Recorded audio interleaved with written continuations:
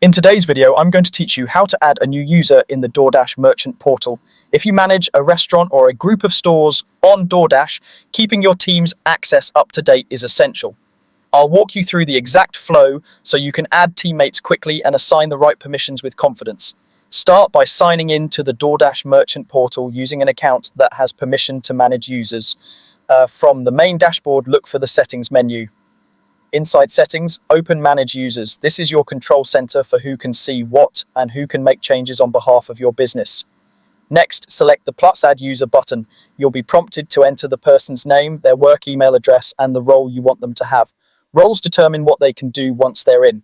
As a quick guideline, managers can make changes, while operators have more limited access focused on daily tasks. Choose the least access necessary for the job today. You can always adjust the role later if responsibilities change. Before you finalize, make sure you're viewing the portal at the business level if you want this user to be able to work across all locations. The business level view applies changes organization-wide, while a single location view affects only that one store.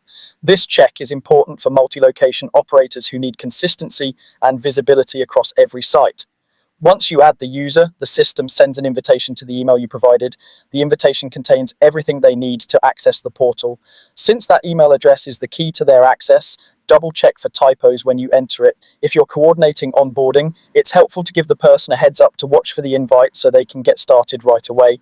That's the entire process. Log in, head to settings and manage users, add the person's name, email and role. Confirm you're in the business level view if you need access to all locations, and let the automated email invite do the rest. Taking a moment to assign the correct role up front helps protect your operations while still empowering your team to move fast. Remember, permissions should match responsibilities, so only grant what's necessary for daily work and review access as your organization evolves. Thanks for watching. By following these steps, you can keep your Doordash merchant portal organized, secure, and ready for your growing team.